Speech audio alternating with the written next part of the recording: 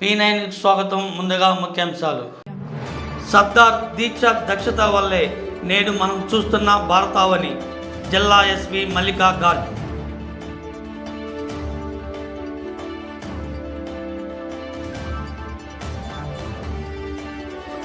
పౌష్టిక ఆహారంతో దుష్టి లోపాలు అధిగమించగలం. డిఎంహెచ్ఓ రత్నావళి. సర్దార్ వల్లభాయ్ పటేల్ దీక్ష దక్షతల వల్లే నేడు మనం చూస్తున్న భారతావని ఆవిష్కృతమైందని ప్రకాశం జిల్లా ఎస్పీ మల్లికా గార్గ్ అన్నారు. సర్దార్ వల్లభాయ్ పటేల్ జయంతిని పురస్కరించుకొని జిల్లా పోలీస్ శాఖ ఆధ్వర్యంలో నిర్వహించిన యూనిట్ 10 కార్యక్రమంలో ఆమె పాల్గొన్నారు. కలెక్టర్ కార్యాలయం వద్ద అదనపు ఎస్పీ రవిచందర్ జెండా ఊపి రన్నును ప్రారంభించారు. ఒంగోలులోని ప్రధాన రహదారుల మీదుగా పోలీస్ కవాత్ మైదానం వరకు యూనిట్ 10 కొనసాగింది. పోలీస్ కవాత్ మైదానంలో పోలీస్ అధికారులు సిబ్బంది వ్యాయామాలు నిర్వహించారు. అనంతరం ఉక్కు మనిషి పటేల్ చిత్రపటానికి జిల్లా SP Mallika Garg, OSD Chowdeswari, police అధికారులు పూలమాలలు వేసి నివాళులు అర్పించారు.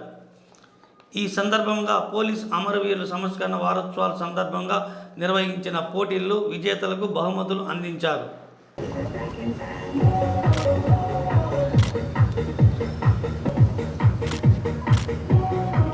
Saturday, sir? Okay.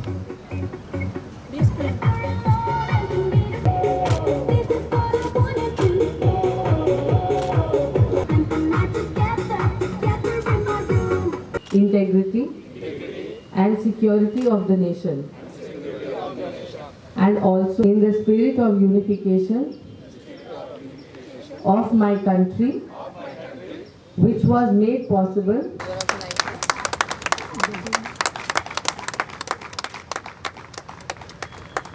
ఎకన్బాడు పిఎస్ నుంచి first prize goes to R Chandu.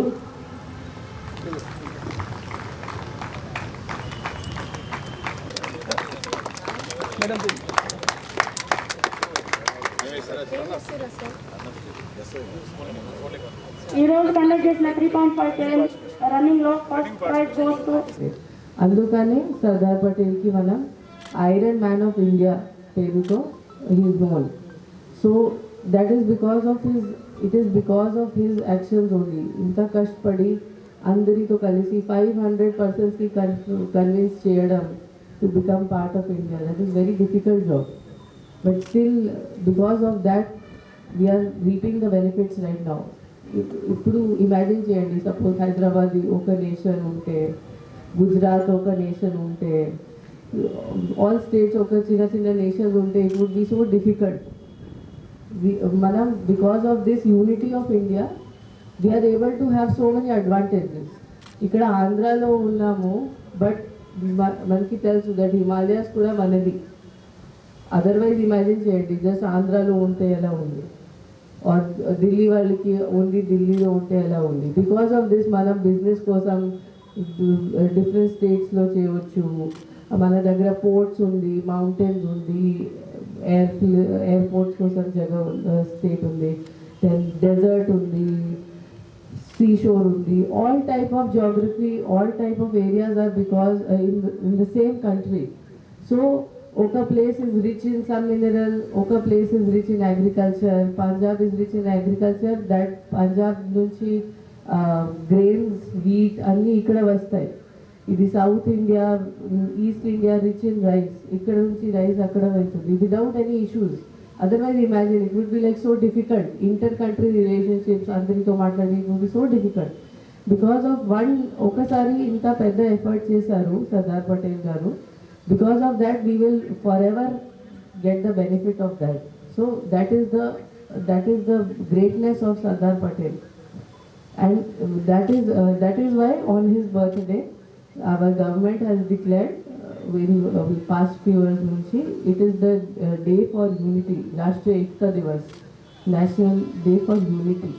So we have to remember ikkada manam Andhra lo unnamu, but all the people in Bengal, in Punjab, in Assam, in Orissa, in Rajasthan, we are all part of the same country. And manam if we are united, then we can have so many advantages. But if we get this feeling that nenu Andhra person, so I will not cooperate with somebody from Rajasthan or something like that, adi feeling unte it will be very difficult. So remember that first we are all Indians. So today is the day to remember that first we are Indians, after that we are belonging to different regions of country. And if we stay united, we have so much power that India is considered to be an upcoming superpower, that మన దగ్గర potential ఉంది to become a great nation. It is already a great nation, but US laga manam kuda undochu, and we are on the track for that only. And that is only because we are such a big nation. Manam inta pedda country, dan wala idi capacity undi that different neighboring nations, they ask for help from India. For example, manam Sri Lanka ki loans istunnamu, Bangladesh ki loans istunnamu. Adi that is only because we are such a big country and we are all united. So సాంకేతికత పెరిగిన నేపథ్యంలో మన కళ్ళకు శ్రమ పెరిగిందని ప్రకాశం జిల్లా వైద్య ఆరోగ్య శాఖ అధికారి డాక్టర్ పి రత్నావళి అన్నారు. దృష్టి దినోత్సవాన్ని పురస్కరించుకొని జిల్లా అంధత్వ నివారణ సంస్థ ఆధ్వర్యంలో రిమ్స్లో ఏర్పాటు చేసిన కార్యక్రమంలో ఆమె ముఖ్య అతిథిగా పాల్గొన్నారు. ఈ సందర్భంగా ఆమె మాట్లాడుతూ మన శరీరంలో ముఖ్యమైనది కన్ను అన్నారు. శరీరంలో అన్ని భాగాలు ముఖ్యమే, అయితే కన్నుకు ఎంతో ప్రాధాన్యత ఉందన్నారు. ఇటీవల కాలంలో టీవీలు, సెల్ ఫోన్లు, కంప్యూటర్ల వాడకం పెరిగిన నేపథ్యంలో కళ్ళపై ఒత్తిడి పెరిగిందన్నారు. దీనిని తగ్గించడానికి కృషి చేయాలన్నారు.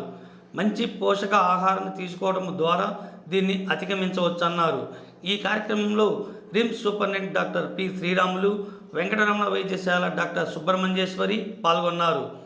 ఈ సందర్భంగా జిల్లా అంధత్వ నివారణ సంస్థ సమన్వయకర్త డాక్టర్ సుమై ఖాన్ నేతృత్వంలో ఐ లవ్ ఐస్ పేరిట దీపాలను వెలిగించారు.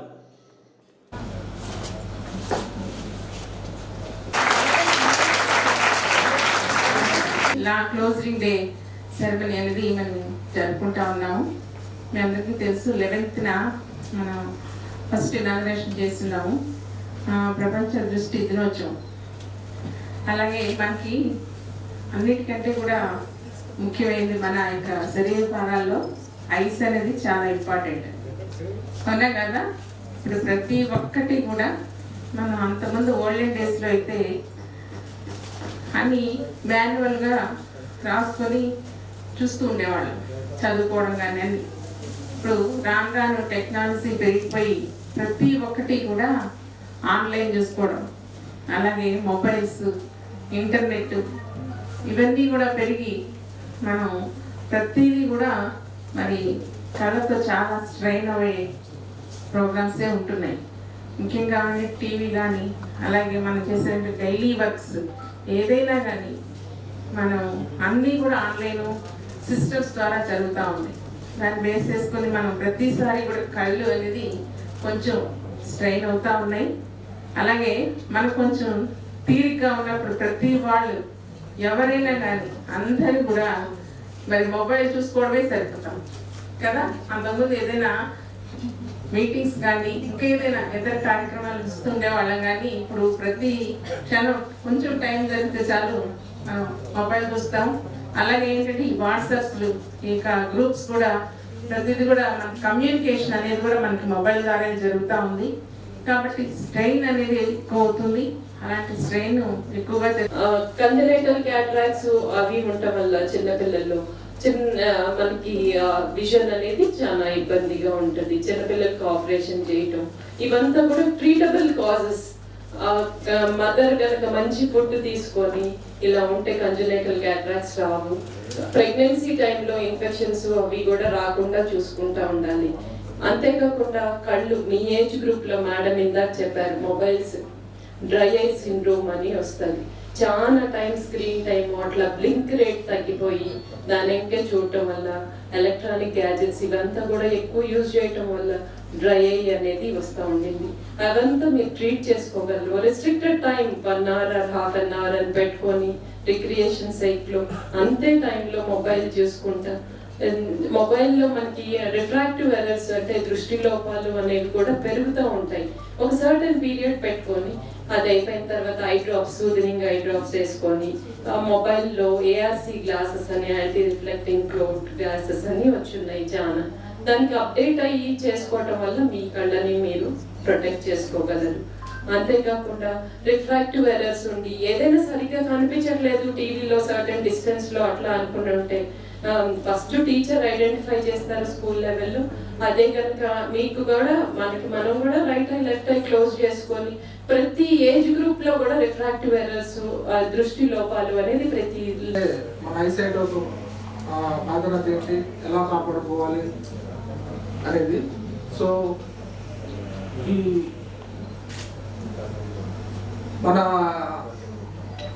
మనకున్న అవయవాల్లో నేత్రం చాలా ప్రధానమైనది. నేత్రదానం అనేటికన్నా చాలా గొప్పదానము.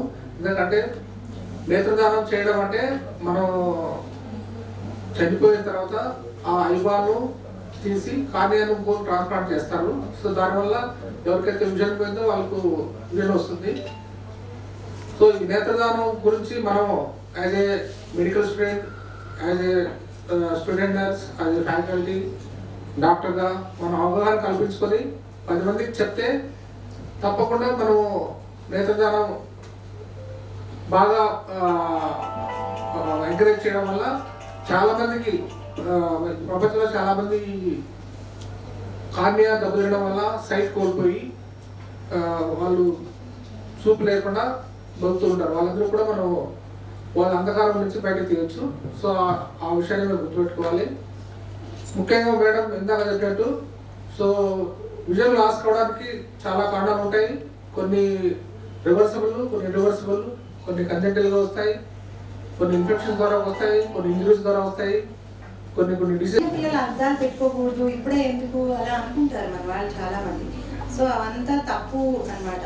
అలా ఏం లేదు, చూపు బాగాలేదు అంటే వెంటనే అద్దాలు ఇవ్వాలి. And I don't want to waste much time. Actually ఈ కంటి వెలుగు అనే ప్రోగ్రామ్ స్టార్ట్ చేసి 1.5 years అయింది.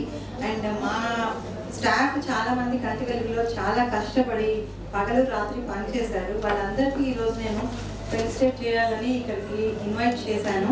సో మన జిల్లాలోనే వాళ్ళు గత 25 yearsగా వర్క్ చేస్తున్నారు. వాళ్ళందరూ మా వాళ్ళందరూ ఇక్కడికి వచ్చి ఉన్నారు. I'm very happy to see you all and accepting my invitation. And అసలు ఈ ప్రోగ్రామ్ ఇలా కండక్ట్ చేయడానికి, ప్లాన్ చేయడానికి ముఖ్యంగా నాకు RIMS superintendent sir, he is the one who gave me strength and who gave me the idea. Thank you very much sir. Sir చెప్పాక నాకు plan చేస్తే బాగుంటుందని ఐడియా వచ్చి చేశాను. And it became very successful sir, only because of you it happened. Thank you very much once again sir.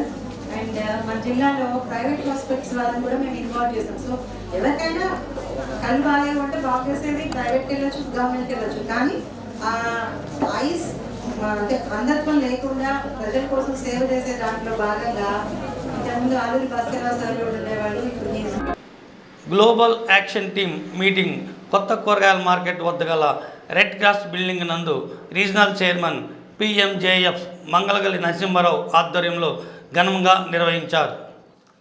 ఈ కార్యక్రమానికి ముఖ్య అతిథిగా 316H district governor MJF Lion K Vijay Chand హాజరయ్యారు.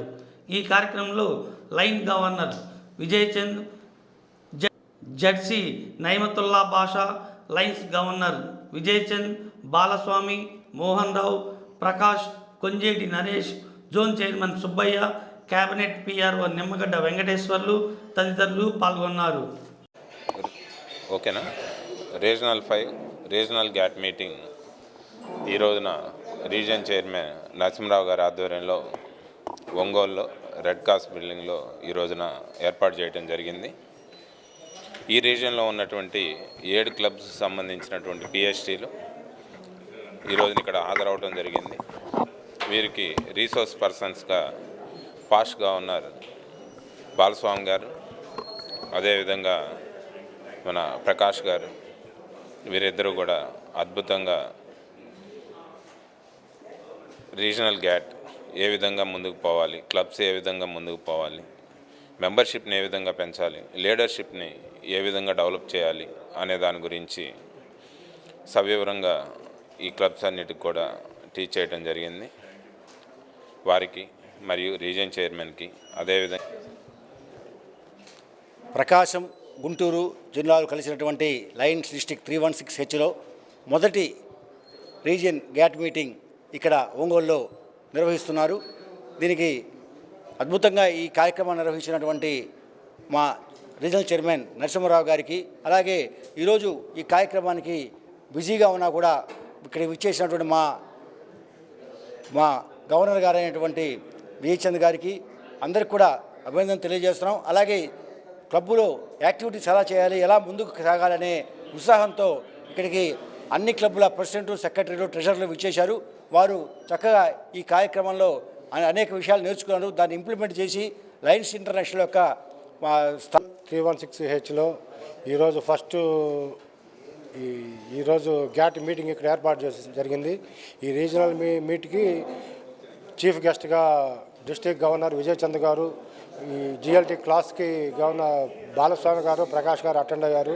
ఈ ప్రోగ్రాంకి అటెండ్ అయిన 8 క్లబ్ల పిఎస్టీలు కానీ, వైస్ ప్రెసిడెంట్, ట్రెజరర్లు కానీ, మెంబర్స్కి అందరికీ సభాపరంగా థ్యాంక్స్ తెలుపుకుంటున్నాను. Thank you. జాయింట్ స్టాఫ్ కౌన్సిల్లో ఉద్యోగం కోసం సంఘాల నాయకులు సాధించిన అంశాలను బహిరంగపరచాలని ఆంధ్రప్రదేశ్ ప్రభుత్వ ఎంప్లాయీస్ సర్వీసెస్ అసోసియేషన్ అధ్యక్షులు వినుకొండ రాజారావు డిమాండ్ చేశారు. నగరంలోని వారు సంఘ కార్యాలయంలో ఏర్పాటు చేసిన మీడియా సమావేశంలో ఆయన పాల్గొని మాట్లాడారు. ఈ కార్యక్రమంలో మాకినేని మురళి, నవకాంత్, ఎం నరసయ్య తదితరులు పాల్గొన్నారు. వినుకొండ రాజారావు. నేను ఆంధ్రప్రదేశ్ ప్రభుత్వ ఉద్యోగుల సర్వీస్ అసోసియేషన్ రాష్ట్ర అధ్యక్షుడిగా పనిచేస్తూ ఉన్నాను. ఈరోజు ఒంగోలు పట్టణంలో జిల్లా నాయకులతో కలిసి సమావేశం ఏర్పాటు చేయడంలో ముఖ్య ఉద్దేశం, గత 11 సంవత్సరాల క్రితం జాయింట్ స్టాఫ్ కౌన్సిల్ ఏర్పాటు చేసినాం.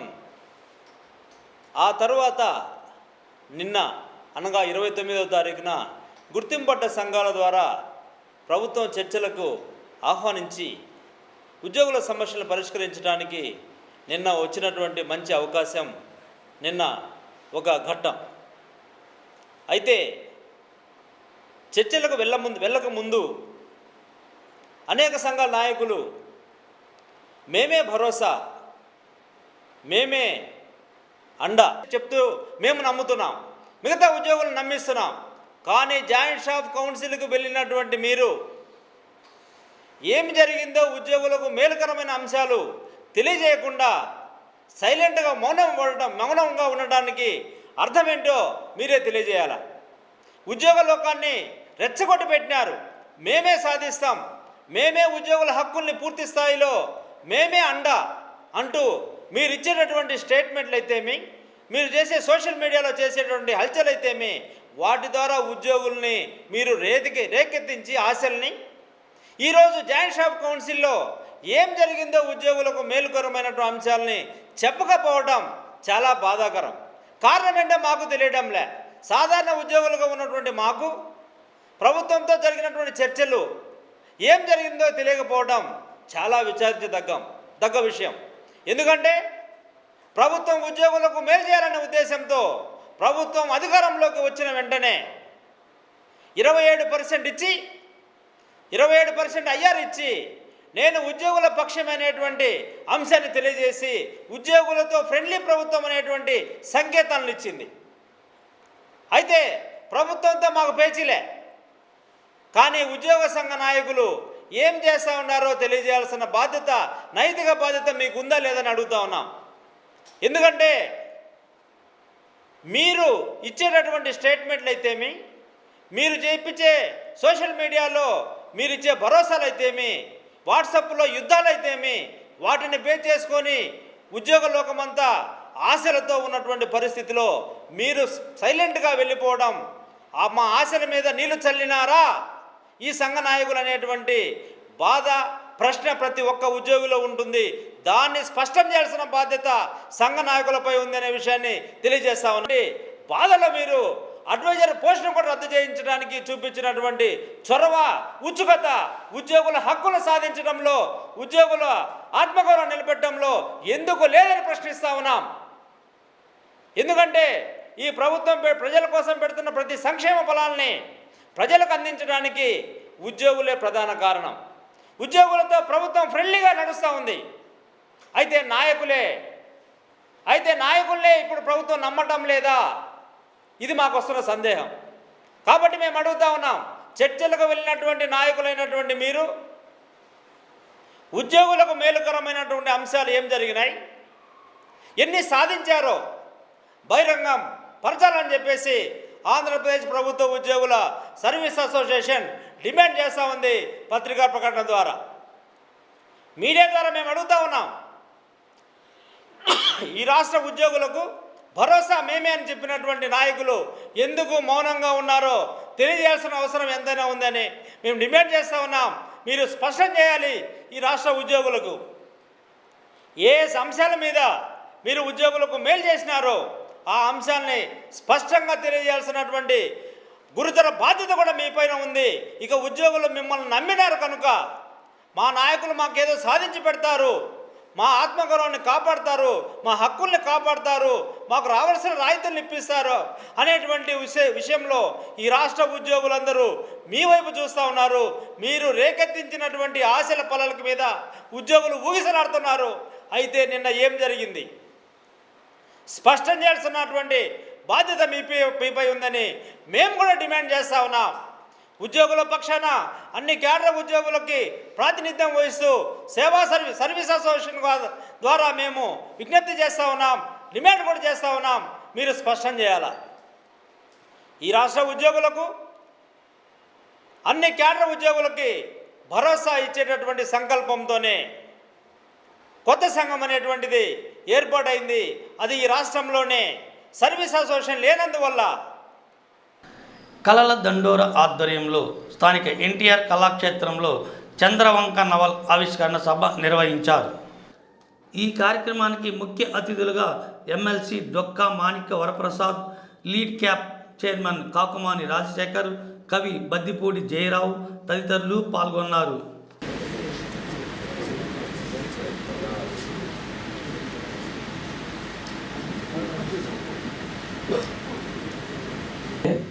కరోనా సమయంలో కరోనా రోగుల కంటే కరోనా మీద కవితలు ఎక్కువ వచ్చింది. అటువంటి సందర్భం అది. ఆ కరోనా రోగుల కంటే కవిత్వాలు ఎక్కువ రాశారు. కానీ దాంట్లో నిలబడినటువంటి కవిత్వం రాసిన వాడు ఎజ్రా శాస్త్రి గారు. అద్భుతమైనటువంటి కవిత రాస్తే బాలసుబ్రహ్మణ్యం గారు దాని గురించి ఎవరు ఇంత అద్భుతంగా కవిత రాశాడని ఆయన గానం చేసి దీంట్లో ఫేస్బుక్లో పెడితే సంఖ్యగా లక్షల మంది చూశారు. ఎవరు ఈ ఎజ్రా శాస్త్రి అంటే మన ప్రకాశం జిల్లా నుంచి వచ్చినటువంటి ఆణిముత్యమని అందరూ తెలుసుకున్నారు. ఈరోజు మొన్న పేపర్లో ఒక మాట చదివాను. స్త్రీలకు సంబంధించినటువంటి అంశాలు చూశాను. అంటే ఉద్యమాల్లో స్త్రీలు కూడా పాల్గొన్నా వాళ్ళకి గుర్తింపు ఎందుకు రావడం లేదనేటువంటి పాయింట్ కూడా నాకు కనపడింది అందులో.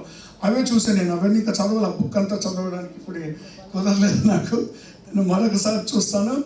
ఏదేమైనా ఇప్పుడు అందులో అంశం ప్రధానంగా దళితులకు సంబంధించినటువంటి అంశాలు, దళితుల మీద జరిగినటువంటి దాడులు.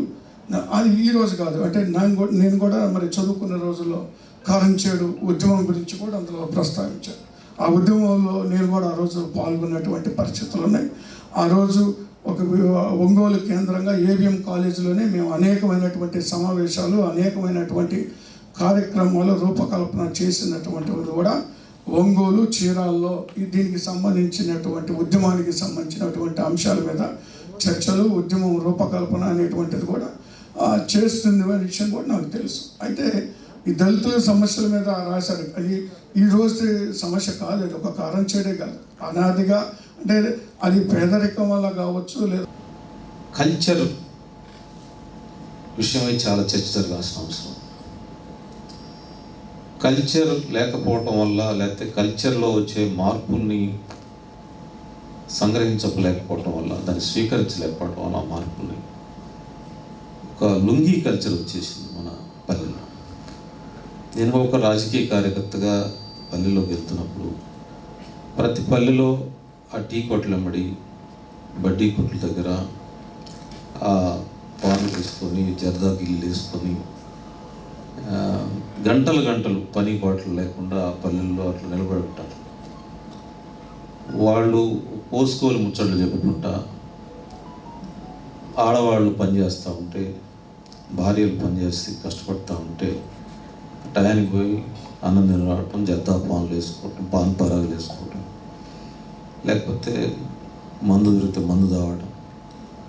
ఇది ఒక గ్రూప్ ఆఫ్ పీపుల్ ప్రతి పల్లెల్లో, మాలపల్లిలో, మాదిపల్లిలో కనిపిస్తూ ఉన్నారు. అది ఒక దుర్మార్గమైన కల్చరు. ఆడవాళ్ళ శ్రమ మీద మేము బతుకుతున్నాము, మేము పని చేయలేకపోతున్నాము, పని పాటలు లేకుండా తిరుగుతున్నాము. వాళ్ళు కూడా ఎక్కువ కాలం బ్రతకరు, 15-20 ఏళ్ళకే, లేకపోతే 30-25 లోపే చనిపోతారు చాలామంది. నేను 15 రోజులకోసారి, నెలకోసారి మా ఊరు వెళ్తాను. మా భూమే లేదు కానీ మంచి సేద్యగాడే, జంబూ రాజ్యంలో జల్సాగా బ్రతికి ప్రకృతిలో మమేకమై నాగరికత నిర్మించిన జాంబవంతుని వారసుడు. వైదికుల కుయుక్తి, మనువు అమానుషంతో మన్నుకు దూరమై కులతంత్రంలో చిక్కుకొని ఊరికి దూరంగా విసిరిన వాడలో ఉన్న అతను మీద కానీ కాసిన్ని అక్షరాలతో కర్ర ముక్కకు జీవం తెచ్చి పంచమాగ్నిని పరవళ్ళు తొక్కించి తిరిగి లేస్తూ విమర్శగా, కవితగా, కథనంగా సంకలనాలలో సాహిత్యాన్ని పండించాడు. సమాజానికి సాంఘిక, సామాజిక, తాత్విక చింతన అందించాడు. మాదిక తత్వాన్ని మా ఎర్ర ఓబన్న పల్లెగా మలచి మాగాని పంటను మన కోసం పండించినాడు.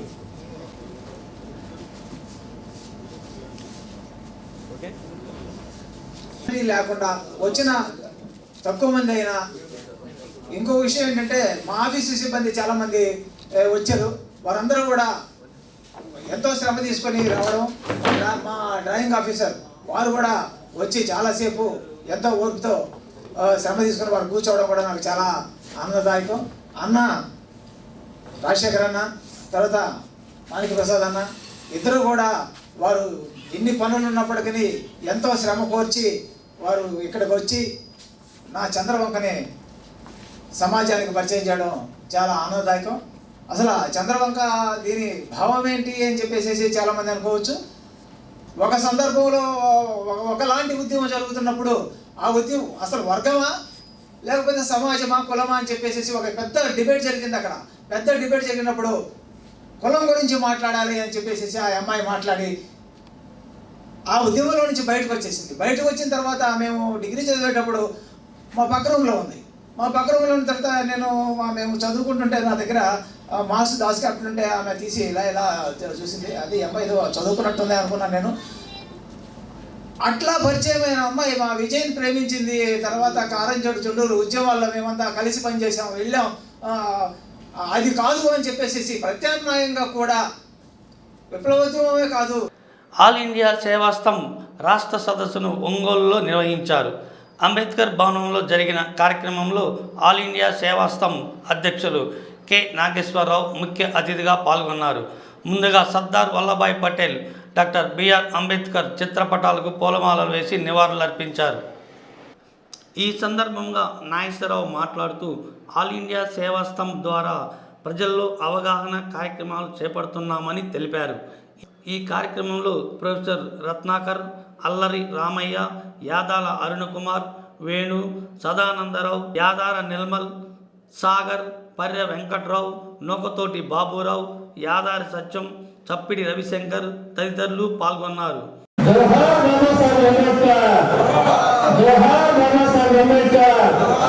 అలాగే సేవాస్థం పితామహులు దామోదర సంజీవయ్య గారి చిత్రపటానికి టీసీపీ రాజు గారు, అలాగే వేణు గారు, లారెన్స్ గారు, జీవి రత్నాకర్ గారు.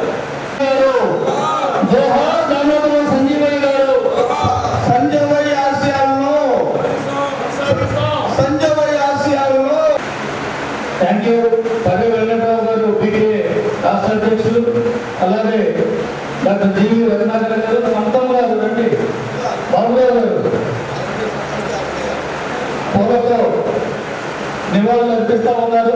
దామోదరం సంజీవయ్య గారికి, అలాగే సదానందరావు గారు, అలాగే వేణు గారు, లారెన్స్ గారు, నాగేశ్వరరావు గారు అందరూ కూడా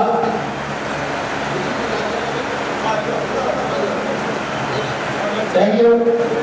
రామయ్య గారు, అరుణ్ కుమార్ గారు, రోషనారావు గారు అందరూ కూడా పూలతోటి నివాళులు అర్పిస్తూ ఉన్నారు. Thank you very much. అందరూ కూడా హృదయపూర్వకమైనటువంటి దామోదరం సంజీవయ్య గారి జీవిత చరిత్ర పుస్తకావిష్కరణ కార్యక్రమం నేషనల్ ప్రెసిడెంట్ కూడా పుస్తకావిష్కరణ కార్యక్రమం అందరూ కూడా ఇందులో భాగస్వాములు అవుతూ ఉన్నారు. అందరికీ హృదయపూర్వక ధన్యవాదాలు తెలియపరుస్తూ ఉన్నాం. దామోదరం సంజీవయ్య గారి జీవిత చరిత్ర హిందీ అనువాదం. District All India Federation of schedule caste and schedule tribes, backwards and minorities సేవాస్థం ఈ కార్యక్రమాన్ని ఇక్కడ స్టేట్ లెవెల్లో చేస్తుంది. మనం ఒంగోలు జిల్లాలో ఈ కార్యక్రమాన్ని నేను ఆల్ ఇండియా సేవాస్థం ప్రెసిడెంట్ అయిన తర్వాత నాది ఇది రెండో కార్యక్రమం. ఒకటి ఈ మధ్యలో హర్యానాలో వదిలిపెట్టాను.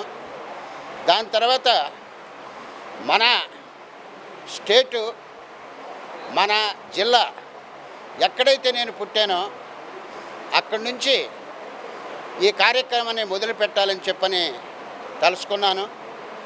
దీనికి ప్రెస్ వాళ్ళకి విచ్చేసినటువంటి ఈ యొక్క అతిథులకు అందరికీ నా ధన్యవాదాలు. సేవాస్థము ఈ యొక్క శాఖలని కనీసం ఈ దేశంలో అన్ని రాష్ట్రాల్లో కూడా కనీసం 2000 ఆర్గనైజేషన్లో ఆ యొక్క శాఖల్ని నిర్మించింది మొదటి నుంచి. దీనికి ఇదే జిల్లాలో పుట్టినటువంటి సో మన యొక్క ఈ సమావేశాన్ని నిర్మించడానికి కారణం ఏంటని చెప్పంటే, మనం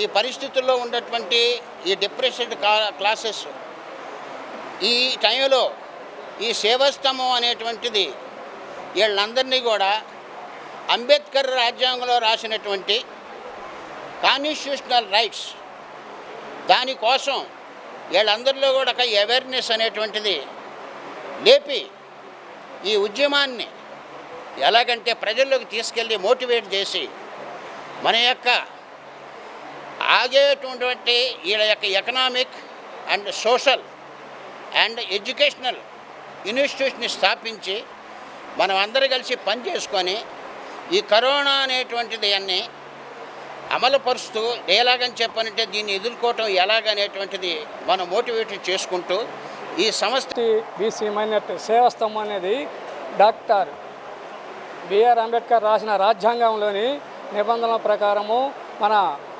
దామోదర్ సంజయ్ గారు 1969-70లో ఈ యొక్క సేవా స్థానాన్ని స్థాపించారు. ఆ స్థాపించిన దాన్ని ఒక మన జిల్లా నివాసి అయిన సంగీతర గారు, రాయపూడి సంగీతర గారు దాని భుజస్కంధాల పైన వేసుకొని దాన్ని ముందుకు తీసుకొచ్చి దేశంలోని అరాచకాన్ని తొలగించడానికి ఆయన ఎంతో కృషి చేశాడు. దాని వెళ్ళిన తర్వాత ఇప్పుడు కందుల నాగేశ్వరరావు గారు ఆ యొక్క పదవిని చేపట్టి ఈ రాజ్యాంగంలోని కుళ్ళును కొంతవరకే తీసేయాలని అన్ని రాష్ట్రాల్లోని తిరుగుతూ అన్ని రాష్ట్రాల్లో ఉన్న సేవాస్తంభ నాయకులకి కొన్ని సూచనలు ఇస్తూ వాళ్ళని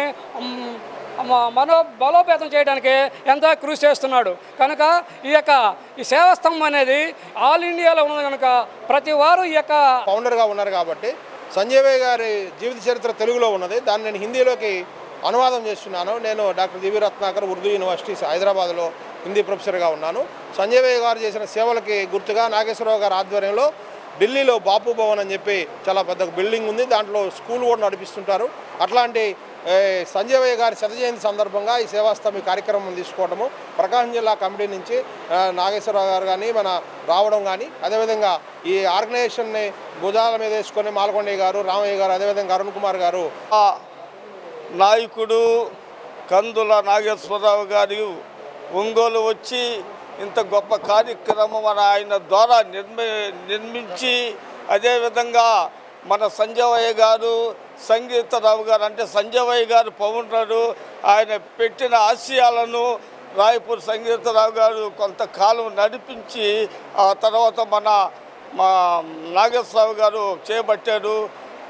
ఒంగోలు ప్రజలు P9 న్యూస్ ముగించే ముందు ముఖ్యాంశాలు మరొకసారి. సర్దార్ దీక్ష దక్షత వల్లే నేడు మనం చూస్తున్న భారతావని జిల్లా ఎస్పీ మల్లికా గార్గ్.